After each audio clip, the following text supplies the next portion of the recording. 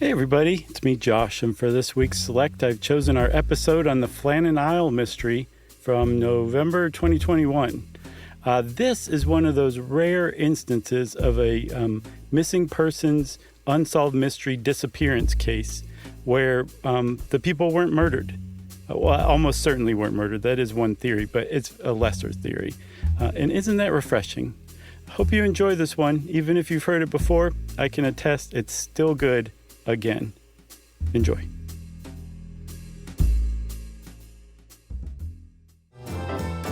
Welcome to Stuff You Should Know, a production of iHeartRadio.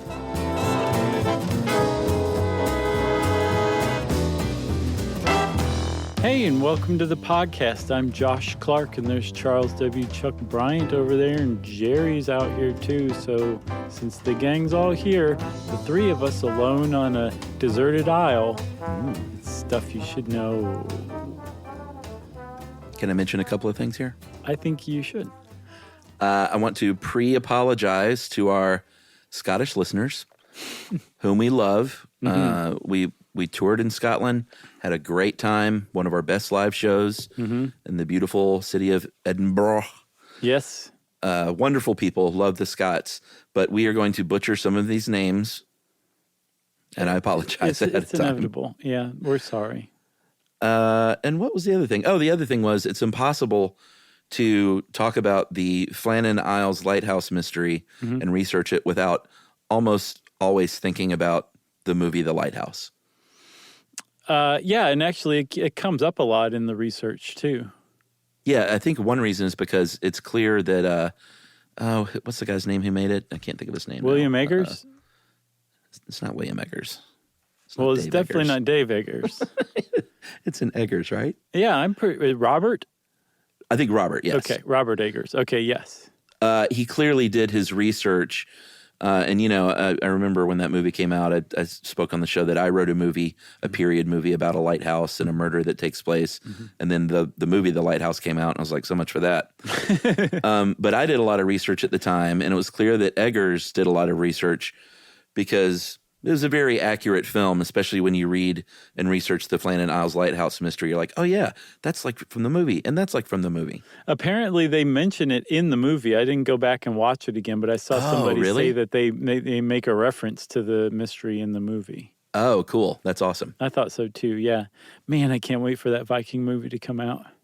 Me too. And this made me want to see The Lighthouse again, which I didn't think I wanted to do, but now I do. Same here. So we are talking about one particular lighthouse called the Flannen Isles Lighthouse, and it was located on one island in the Flannen Isles called Island Moor.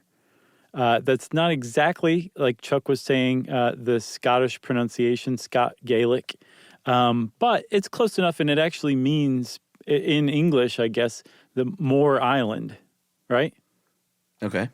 So anyway, that's where this lighthouse is, and it's situated, it's still there today. It's automated, though. It went automated in 1971.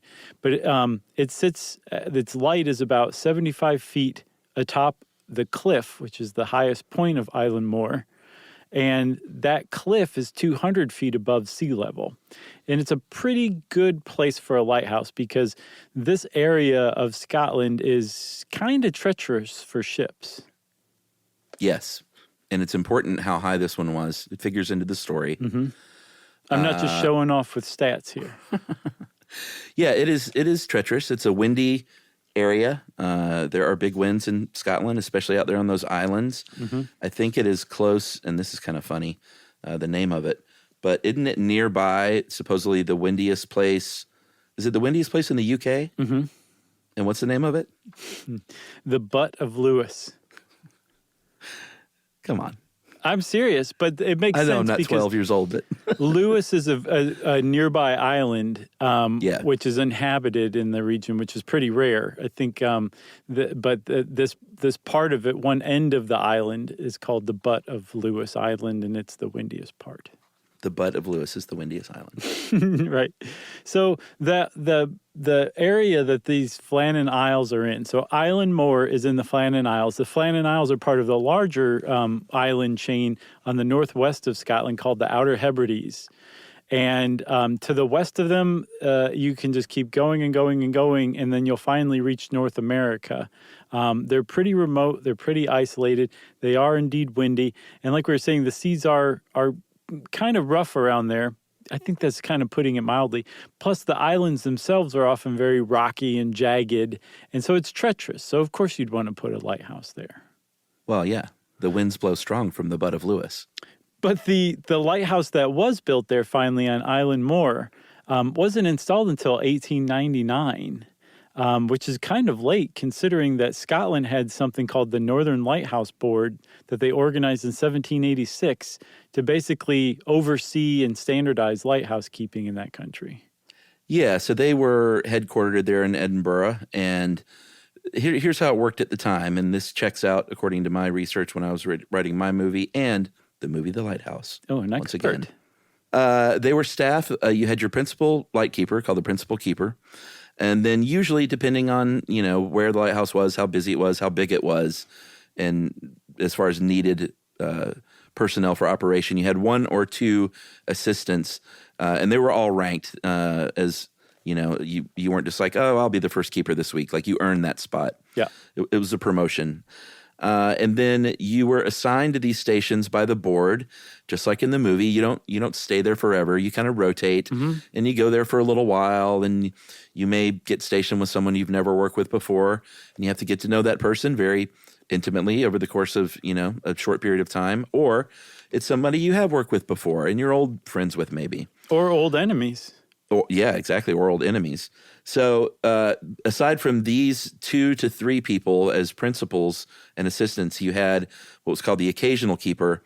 And this is someone who actually lived nearby, either an inhabited island resident or if it was uninhabited, if it was at least close enough to where they could get there easily. And they would help out during the day, but they would go home at night and sleep and stuff in their own Betty Bye. And that was the standard, but for a place like Island Moor, where the Flannen Isles Lighthouse was located, if you were an occasional, you were there for 2 weeks. That's how hard it was to get to the island and how hard it was to get off of the island. Right. So the purpose of the occasional was to give 2 weeks rest off to one of the other 2 or 3 people who were permanently or temporarily stationed there for much longer than you. Right. And in those cases, the occasional does not go home and sleep. Right. So the one of the things that stuck out to me, Chuck, was that, when you think about lighthouse keeping, like, yes, the person has to live there and it's a lot of work and they have to attend to the light and everything. But I think lighthouse keepers are very frequently portrayed as weirdos. Yeah. Just complete alcoholics who can't do anything else but live by themselves. Almost like they're placed there because there's nothing else for them to contribute to society. So they're kind of cast off or ostracized. That's not the case, at least not in Scotland. That was not the case. Like if you were a lighthouse keeper, that was a very, very important job. And you took it very, very seriously. So much so that there was a study that found between 1850 and 1900, 50 years, there were only 15 recorded instances of a lighthouse keeper falling asleep at their post, which was about as bad as it gets as a lighthouse keeper. Yeah. I mean, that's not to say there weren't drunks and misanthropes here and there. Mm-hmm. Maybe those are the 15. Yes, but I did a little more further math, Chuck, if I may be so indulged as to share it. I saw that. I thought that was pretty funny. So get this. Let's say you have about 150 lighthouses in operation between 1850 and 1900. Okay. And if you calculate that number of lighthouses times the number of nights that occurred over that 50 years in Scotland, you have what we'll call 2.75 million lighthouse nights. Mm-hmm. Out of those 2.75 million lighthouse nights in Scotland over those 50 years, only 15 of those nights found a lighthouse keeper asleep on duty. That's how seriously they took it. Did you account for leap years? Oh, Chuck. I just really wanted to drive that home, man. I really thought that was an important point, and it didn't come across with 15 instances of 50 years. Who cares? No, I mean, it's a big deal because, the purpose of a lighthouse, I guess we have not really said, is to light the way around rocky shores and islands so boats don't run into them. Yeah, unless you've been living under a rocky shore, you know that. It's a very important job, though. I love lighthouses. We've talked about them quite a few times on the show. Big fan. Every time I am near a lighthouse, I will do my best to climb that thing if it's allowed. So who done it in your lighthouse mystery? Who did do it? It was a good story, actually. Well, then maybe you should hang on to it in case somebody comes along. Because it's not like The Lighthouse is the only lighthouse movie ever made. Yeah. The briefest synopsis is it's two sisters who are tending the lighthouse because it was their family job and their parents died there. So it's these two sort of like maybe a 20-year-old and a 16-year-old out there alone on this island. And then these two men wash ashore one day in a shipwreck, and they tell the awful story of their ship going down. And it turns out that the real story is that they were prisoners aboard a ship being transferred, and they escaped their shackles and murdered everyone aboard. Wow. And then there was a shipwreck. So they were bad guys who got washed ashore. Oh, it's a bit like a reverse Dead Calm. Sort of. And they charm the girls, but there is, I guess I didn't know the name was an occasional keeper. There's one guy that lives on the island that helps them out that is sort of suspicious of the guys, and it sort of plays out over the course of the movie where they're exposed, ending in a game of cat and mouse one night. Nice. And that I sounds can't like remember a great how it movie. actually, it was okay. I mean, so I did it as an experiment because all I've ever written is comedy, and I thought, hey, maybe I'll write a serious thriller. And it could be better if a really good thriller writer got a hold of it, I think. But were there still like little jokes peppered as asides? Like one of the sisters is running from the murderer and says to herself, I left the mainland for this? Like your comedy shines through still? Oh, I don't know. I'll have to dust that thing off. You should, man. It sounds like a good one. Thank you. So this lighthouse, back to the Flannen Isles Lighthouse on Island Moor, like we said, the most of the Outer Hebrides are uninhabited. I think we said that, didn't we? I don't know, but you just said it then. I think there's 70 islands in the Outer Hebrides, and only 15 of them are populated. And Island Moor is definitely not one of them. It's remote. It is extremely remote. The only beings that live there, what you would recognize as a genuine normal being, as opposed to, say, paranormal, which we'll get into, are the lighthouse keepers and some sheep.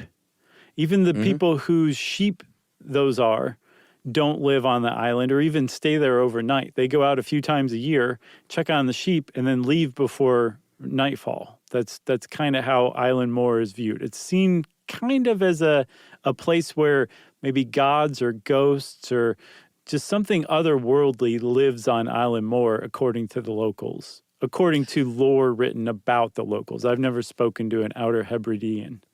Yeah, and I think the other thing we need to mention, too, because I believe it comes up later in one of the supernatural explanations for what is to come here with this mystery, is the name St. Flannen comes from the fact that Island Moor was the site of a chapel in the 7th century built by a traveling Irish monk who eventually became St. Flannen. Yep. And that's going to come up. Just put a pin in that. It's a big-time pin. Hang on to it, okay? Is that a good setup? Should we take a break? I think so, man. All right. We'll come back with more spooky lighthouse mystery stuff right after this.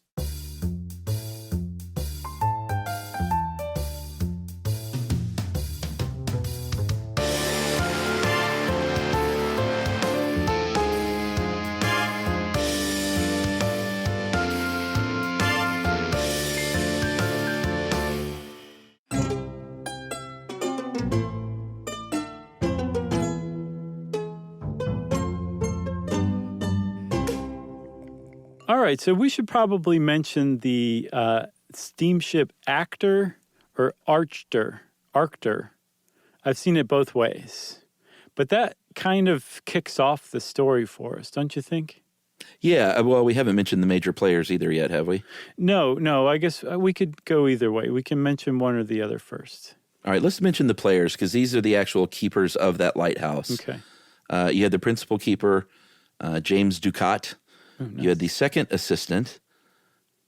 Wouldn't he be the first assistant, though? No, Donald MacArthur. We'll get into that. Okay. Thomas Marshall was the second assistant. And then Donald MacArthur was the occasional, right? Yeah, here's my bit. So he was filling in for a guy named William Ross. Right. William Ross was the first assistant keeper, which meant that since Donald MacArthur was filling in for him, Donald MacArthur was the first assistant keeper, even though he was an occasional keeper. Okay, that makes sense. And William Ross was on sick leave, and just judging from the movie The Lighthouse and all this research, like, you must have had to have been really sick to get taken off the island.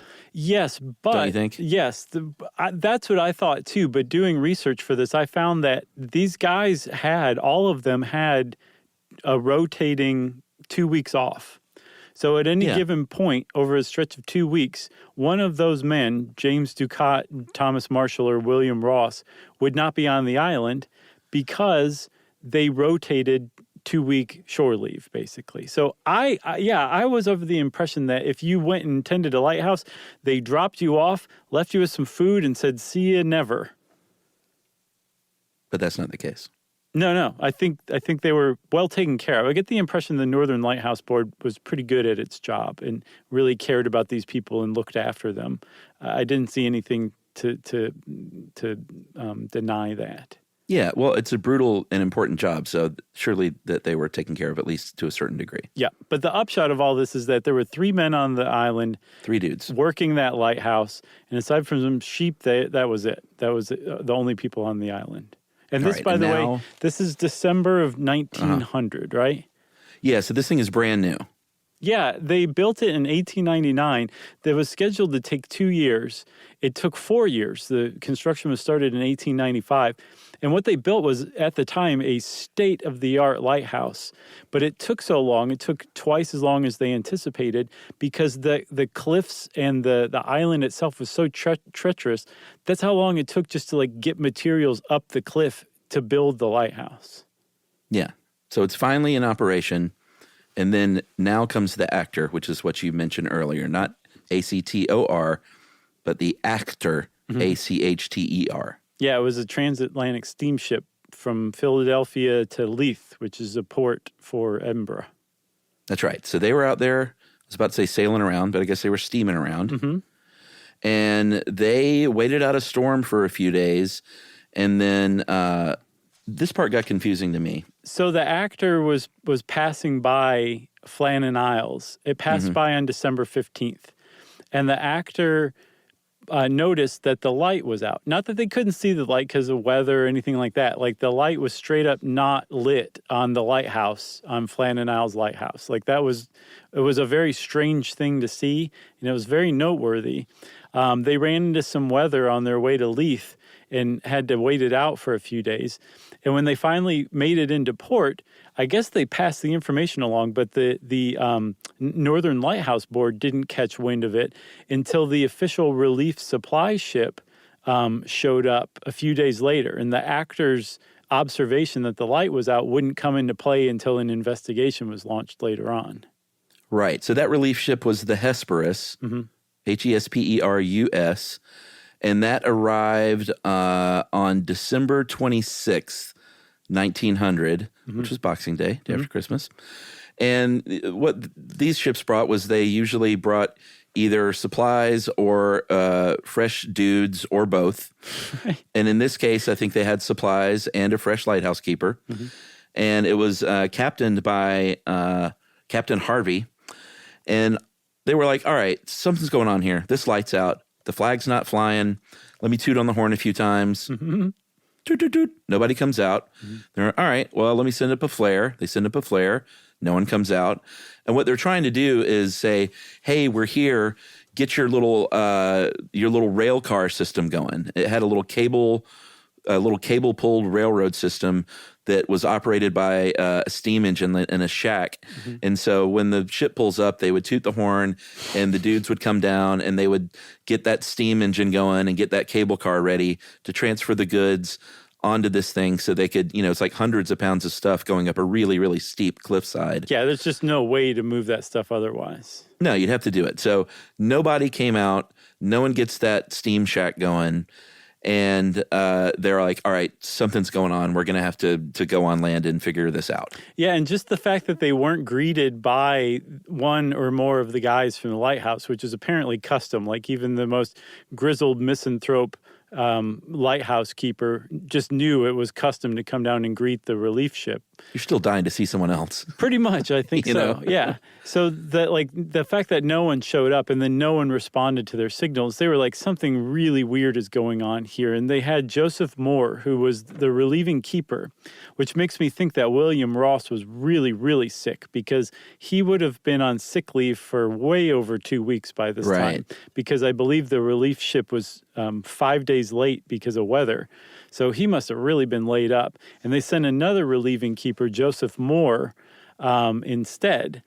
And Joseph Moore went ashore, and he was friends with these guys. He wasn't some new dude or anything like that. So he was genuinely concerned. And he went up the steps to the lighthouse. There's apparently 160 of them. And he just knew right away that something was way off. There was no sign of life. There was nobody around. There was just nothing was going on. It was abandoned, basically. And he didn't have a very good feeling about it. So he runs back down to the boat to say, I think we have a problem here. Yes. So he says, I think we have a problem. And then that's when basically everyone on board said, all right, this is a situation now that we all have to deal with. Mm-hmm. I think it was the captain who went with Moore to search for other stuff. And they said, in the meantime, you other guys, you got to get up there and start operating this lighthouse, because it's been down and we need to get that thing cranked up again. Yes. So for the first time, possibly since December 15th, the lighthouse was lit again by these relief guys who took over and kind of settled in and were like, all right, this is our job now. But that follow-up search, it's weird. Like, we'll talk about some of the legends and layers that were added to it over the years. But to me, the thing that was like so weird about the follow-up search was that everything was in place. Yeah. Like, it would be way more like kind of middle of the road to me, this mystery, if there was like signs of struggle or, there were everything was just kind of askew. It's way more eerie to me that like everything was exactly how it should have been. It's just the three human beings that were supposed to be there were missing. But that's what Joseph Moore found and the others found when they searched a lot more thoroughly. Yeah, the door to the keeper's house was closed. The gate was closed. In the kitchen, everything was all spick and span. Everything was all cleaned up. It was clear that someone had done some cooking in the grate, but not anytime soon. Mm-hmm. There were ashes in there. The beds were made. The clocks had all stopped because no one was there to wind them, obviously. Mm-hmm. And everything was fine, except, like you said, that there was no one around. There was a full fountain of paraffin oil. It was all the light was ready to be burned. Mm-hmm. The lamp, that Fresnel lens was cleaned up and ready to go. The blinds were drawn. The records were all filled out, all the way up until Saturday, I think the morning of December 15th, right? Yep.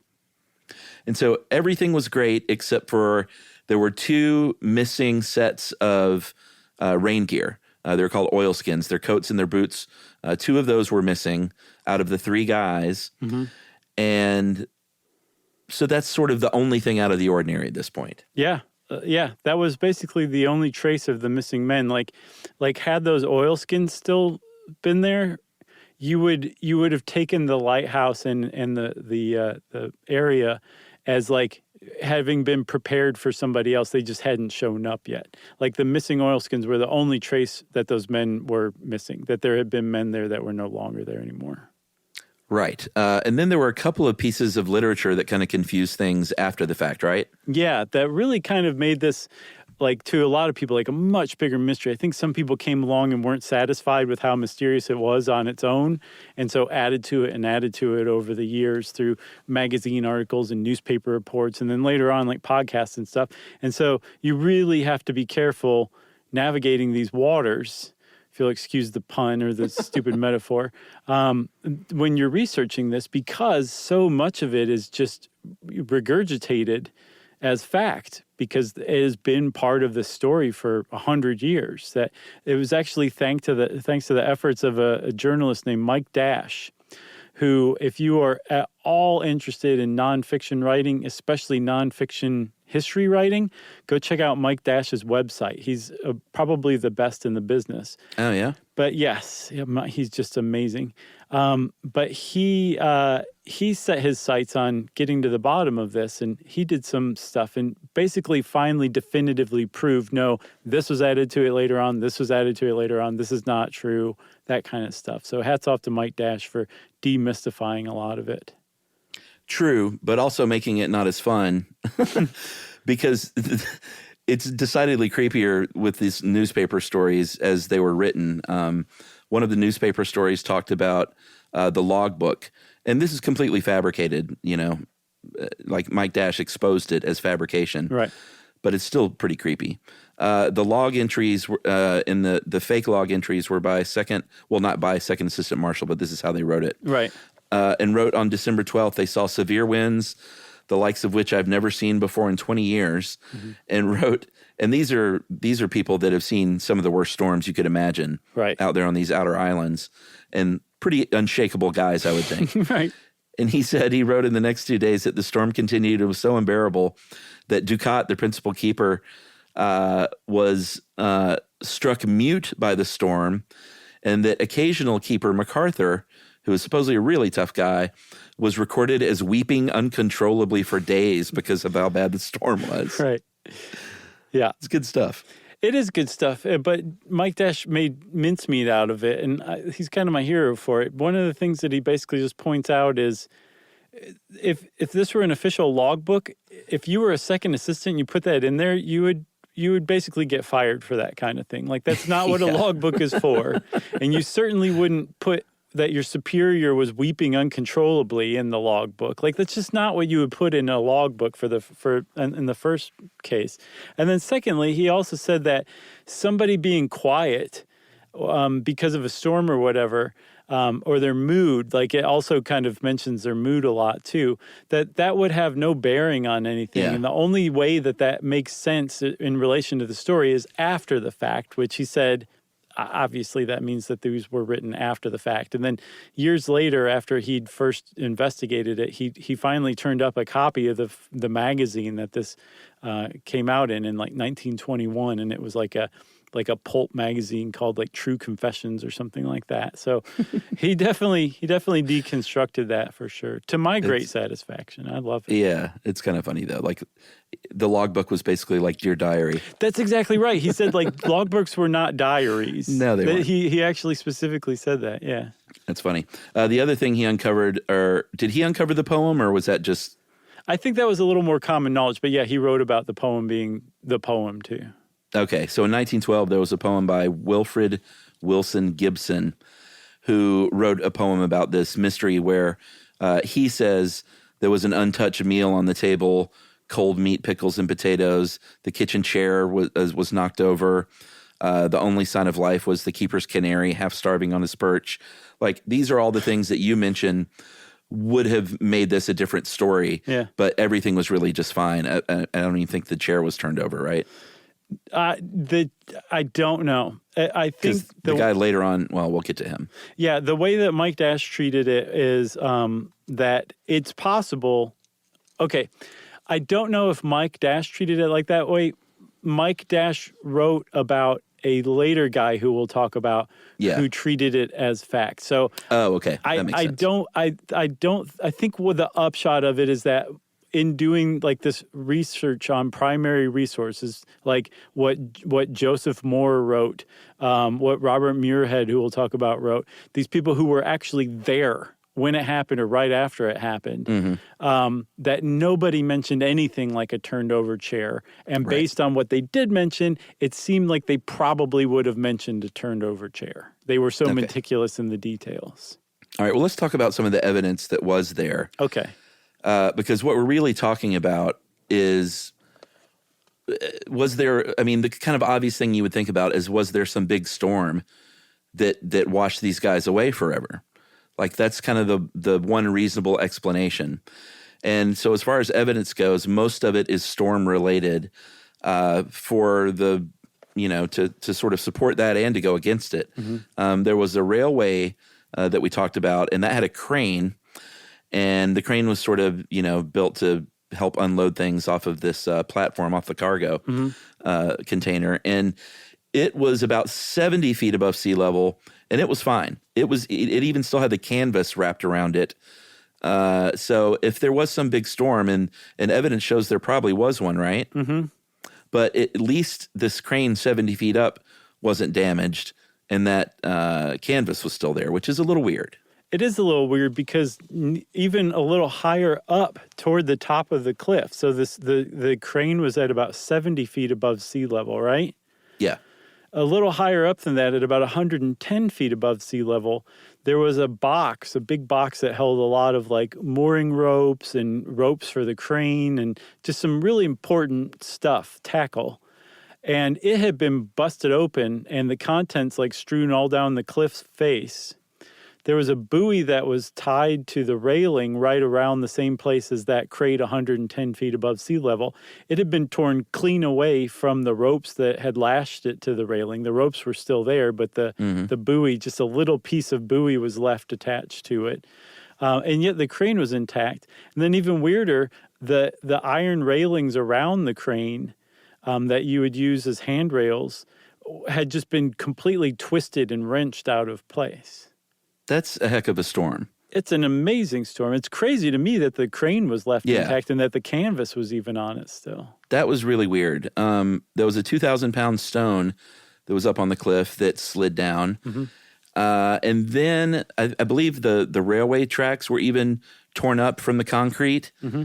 And then the grass at the top of the cliff, this is 200 feet up, at the very top was ripped up as far back as 30 feet from the edge. That's nuts. Like, do you know how much force a wave would have to tear up grass in the first place?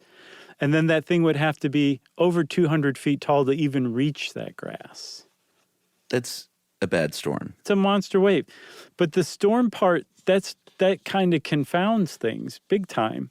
And I think we should take another break and we'll talk about how everything's just so confounded still to this day, which is why this is a mystery, right after this.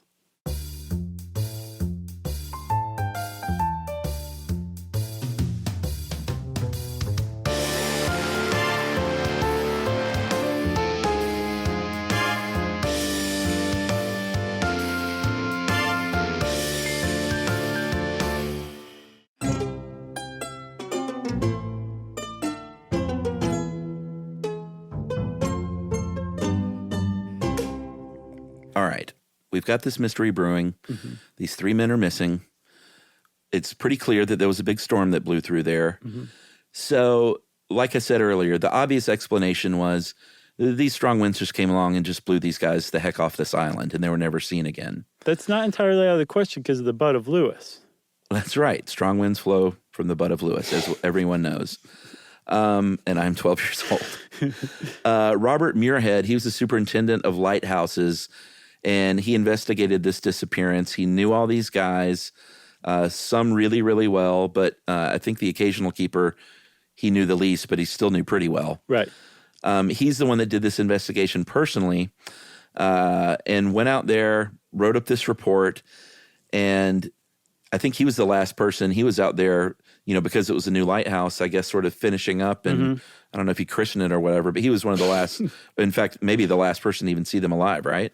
He says in his report that he's probably the last person to shake hands with these men and see them alive when he shoved off on December 7th when the last relief ship, the previous relief ship had come along. All right, so in his official report, he said, I don't think it was a strong wind that literally blew them off the island. It was blowing westerly that day, and that means it would have blown them back inland toward the island. And there's no way that these guys would have blown completely across the whole face of the island off the other side because they know what to do. They know to drop and get flat and hold on. And they probably would not have been blown all the way off if it was westerly. Mm-hmm. They need to stop, drop, and do not roll. Yeah, don't roll. No. Please don't roll. Not in that case. I would grab something heavy. Yeah, anything, a sheep, whatever, anything that will keep you from being blown off. But that's just nuts. It shows you how windy it is up there. That was a possibility that Muirhead considered and was plausible enough that he had to at least put it in the report as a possibility. That's right. The one that he focused on that most people who think in level-headed ways kind of agree with too is that instead a wave probably came along and knocked these men off. Yeah, I mean, this one, I'm an amateur when it comes to like figuring out Scottish island mysteries and weather. This one makes a lot of sense to me. Yeah, totally agree. So being blown away by wind sounds kind of nuts unless you think about it, in which case it's not super nuts in this instance, at least. There were more slightly nuttier explanations. And the thing is, you can't fully discount any one of these because the men's bodies were never found. So there was never any conclusive proof of what happened, even still to this day. And some of the likelier, less likely scenarios seem to always focus on Donald MacArthur, who was supposedly a bit of a hothead, quick to fists kind of dude. Not necessarily the kind of occasional keeper you'd want to have on rotation for 2 weeks with you, but that's what a lot of these secondary theories kind of presuppose. He would have been the Willem Dafoe, right? I guess so, yeah. I kind of imagine him as such. He got this story from this, didn't he? I don't know. I'm curious. I bet you did. I don't know. I'd have to watch it again now that I know that I hadn't even heard of this story when I saw The Lighthouse. So I need to watch it again and see what I think. I'm going to do some research on that. I doubt if he based it on this, but I wouldn't be surprised if it triggered the idea or something. Gotcha. All right. So MacArthur was, like you said, a tough guy, a hothead. And he, of course, there's going to be speculation that he started a fight and they all got in a big fight and they all fell off the cliff together. Or maybe he murdered these two guys and then knew what his comeuppance would be and flung himself off the cliffs himself in sort of a murder-suicide situation. Yeah, again, it's plausible. Like, some people can go nuts, like especially in extreme isolation kind of thing, but there's just no evidence whatsoever of any sort of fight. It's possible the fight started entirely outside, but it just doesn't satisfy all of the evidence, right? I don't think so. Like the guy whose weatherproof coats were still there was Donald MacArthur. So why would he start a fight outside in weather that was bad enough that his comrades would put on their weather gear? Right. Or maybe when it comes to fighting, you don't want that raincoat on. I guess maybe he found it restrictive. That's entirely possible too. But that's, again, as far as like these secondary kind of paranoid theories go, those make a lot more sense. The other ones just are much more squarely in the realm of paranormal. Yeah, you could say that. The Outer Hebrides are home of the Kelpie. Mm-hmm. And the Kelpie is a water spirit, a shape-shifting water spirit that drowns human victims. But there are two problems with this. One, that is not real. Right. And two, even if it was real, let's just do a thought experiment. Mm-hmm. Everyone knows that the Kelpies are not seaside dwellers. They are inland at the locks. Right. They're not known to frequent the seaside. No, they don't like that salt water. No. So the Kelpies probably did not kill these men and cart them away. There's more supernatural there, right? Yeah, the island being named after St. Flannen and that ruined chapel being there, and the idea that the locals just kind of view that island as a weird place. There was this one author, a supernatural, like a Fortean type author, who came along and said, all right, I've got it. Everybody ready for this? So the locals think that this place is kind of inhabited by spirits. Mm-hmm. I'm guessing that the pagans who used to live here sacrificed people on this island, and that the gods came to be used to a certain type of sacrifice, and that with the Northern Lighthouse Board installed these three men in a tower on Island Moor. It awoke something? And the gods mistook it as a sacrifice, so they took their sacrifice, and that's what happened to the three men. I think you skipped over the best part of this whole thing, though. What? It was an ancient race of tiny people. Well, so I can't tell if that guy made that part up or if that is actually a local belief. But yeah, that was part of it, too. How small were they? supposedly they found small bones that seemingly belonged to humans, and so there was a race of tiny people who supposedly lived there before. But are we talking like, are they the size of a sea rat or a like 2 or 3 feet tall person? Am I Scottish? I don't know. All right. I was just curious. A sea rat. He was tiny. That's a very tiny person, pagan. But I think that's really interesting, the idea that the gods mistook the lighthouse keepers as a human sacrifice, and that's what happened to him. I love that one. It's like a big wicker man or something. Yes, exactly. I think that's exactly the point the guy was making. All right, so those are obviously all bunk. What probably really happened is as follows, and I think this is a pretty plausible. But even still, it's still astounding if you step back and look at it. Yeah, and and there's no way to prove it, so it's I kind of like these mysteries where you just don't know, you know. So here's what could have happened: is that there was bad weather reported, but it wasn't maybe that bad on the 15th. Mm-hmm. But let's say that box is loose, or well, how could it get loose? Let's say that box needs tending to. Mm-hmm. That's holding all this stuff. Right. It's an important box. Don't forget. It's an important box, and I think Marshall had previously been fined what would be about 20 pounds today for having lost some equipment. Mm-hmm. So he may have been like really quick to like, hey, we got to secure that box. And so maybe Ducat and Marshall went out there to, like, they left their quarters while the other dude, the occasional keeper, MacArthur, is up there in the lighthouse still. And they're securing this box down. And then maybe this freak wave comes through, or maybe they just get in trouble. And then MacArthur needs to really leave quickly, which would explain why they did have their rain gear on and MacArthur didn't, because MacArthur had to leave really quickly to go down there and help these guys. Yes. So, like, that definitely checks all the boxes. That after that, MacArthur was swept away as well. But the thing is like that supposes something really amazing, Chuck, that there was a freak wave that the men just did not expect that carried at least one of them away. The second one, who survived that wave, ran back to get help from MacArthur to help get the first guy who went in. And a second freak wave washed those two away, just cleaning the island of its human inhabitants in two swift waves over the course of a minute or two. Because the idea is that the storm wasn't bad enough to just sweep them all away. Yeah, and the actor... It had to be a rogue wave. Right. And the steamer, the actor... noted that the area, because the actor passed by just a couple hours probably after this event happened.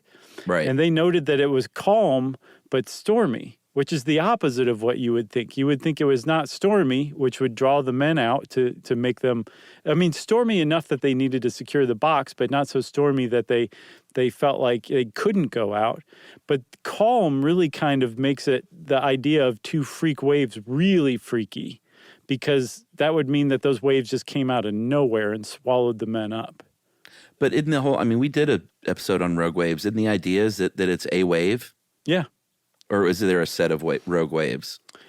I think if I remember correctly, it was a wave, but that's what I think. Maybe there was more. I don't know. But yes, that's how that's the only way that could happen, is because MacArthur wasn't wearing his rain gear, which suggests that he ran out in a hurry into bad weather, which means that one of them would have had to have come and gotten him. He wouldn't have been there with the other two. So it could not have just been one freak wave. It would have had to have been two successive freak waves that cleared all three.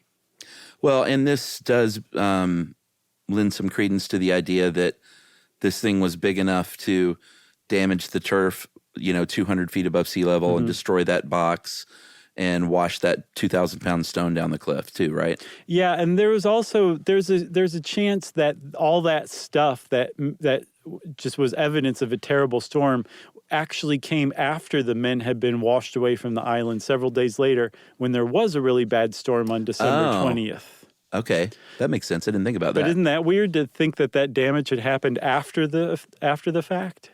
Right. And it sure, that makes sense. Because it's almost certain that this event happened on December 15th. The last info they had on the log slate was 9 a.m. December 15th, like we said. So it couldn't have happened earlier than that. And it would have happened before dark on December 15th, which would have happened about 4 p.m.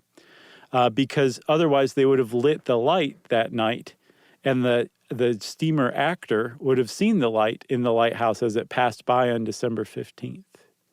That's right. I think all this gets really interesting in the 1950s when a lighthouseman named Robert Aldebert, who worked there, served as principal keeper between 53 and 57. He lived there, obviously had a little time on his hands, and was really enthralled by this mystery, and was like, I'm going to do some research, and I'm going to take a lot of pictures and keep a lot of records in my diary. And he said that, I was in the lighthouse itself and so that's how many feet above sea level like at the top of that thing? 275? Yeah, like 200, close to 300 feet up, and got sea spray from some waves. Mm-hmm. So he's like, it's very possible that a big wave could come through and reach these heights. Yeah, he did tests where he took coils of rope and put them on the top of the cliff, and they get washed away by some of those horrible waves. So he basically said it was almost certainly a wave that got these guys. That's not the craziest part. The craziest part is it was two waves, almost like the sea was waiting for all three of them and took them all. It's pretty weird. I wonder if he got fined for losing those ropes. I don't know. Maybe so. If it's the Northern Lighthouse Board, I know he definitely did. Well, and he, what was his final explanation? Because he's the one that we mentioned earlier that said that one of the chairs was turned over in the kitchen, right? Like he kind of bought into that false narrative. Yeah, but I wonder, because this is a good 40 years after that poem had been written. Maybe it was so woven into the story by then he just presumed that it was true or not. So how that comes in is he's basically like, all right, after dinner happens, like there's bad weather going on. Mm-hmm. These two guys go out there and are see, this doesn't make sense to me, and I'll tell you why in a second. But these two guys go out there to secure this box or whatever. Mm-hmm. Cookie's back in there washing up and cleaning up, and that's where everything's nice and tidy. Yeah. And then all of a sudden they need help, and so he turns the chair over because he just like runs out of there real quick. Yeah. But wouldn't someone have to be in the light too? Isn't that four guys? No, that's why they think that this happened in the afternoon of the 15th, because they never went to light the light. They hadn't lit the light yet. Remember, the light was all set up and ready to be lit for the evening? Yes, it was daytime. Yes, it was before sunset, which would have been before 4 p.m. All right, that's the one part I didn't get. I get it now. Yeah. Lighthouses shine at night. Yep. And then, I forgot that part when I wrote my movie. Everything takes place during the day. Right. I left the mainland for this. You got anything else? Good stuff. No, I like a good mystery. You're good at finding these. Man, I love this one. So thank you very much. Yes, well, if you want to know more about the Flannen Isles mystery, go read Mike Dash's work on it. It's really interesting stuff. It's pretty comprehensive, too. And since I said it's pretty comprehensive, everybody, that means it's time for listener mail. I thought this was really interesting. This is a follow-up to the dingoes episode about dingoes not really barking much. Uh-huh. Hey guys, in response to the statement that dingoes don't bark, you left out a very fun fact, and perhaps a topic for another show. While domesticated dogs bark throughout their lifetimes, wild adult dogs do not routinely bark. One popular theory is that domesticated dogs were bred for tameness, which as a result selected for dogs that never reached full maturity. The upshot of this is that our domesticated dogs are trapped in a state of suspended adolescence. They're more or less trapped in puppyhood, an age where all dogs, wild and domestic, bark, play, lick, and most important of all, don't kill, which is an important trait for the family pet. Mm-hmm. And sent an article from TampaBay.com, Why Do Dogs Bark, from 1991. Love the show. That is from Peter Vonnier, Vonier, Vonnier. Yeah, either one of those will work depending on whether you're in France or not. And Peter's a PhD in owl oncology research. Awesome. With an interest in dog barking. sounds like Peter just is interested in stuff, which is our favorite kind of listener. Yes, that is a dyed-in-the-wool stuff you should know listener. Thanks a lot, Peter. That was a very interesting email, and we appreciate it. Belated congratulations on your PhD. If you want to get in touch with us like Peter did, you can send us an email, right, Chuck? You surely can, and you might get a response even. Yep. Or you might end up on listener mail. Who knows? Yeah, I try to answer these. Why don't you roll the dice and find out by sending your email to stuffpodcast@iheartradio.com. Stuff You Should Know is a production of iHeartRadio. For more podcasts from iHeartRadio, visit the iHeartRadio app, Apple Podcasts, or wherever you listen to your favorite shows.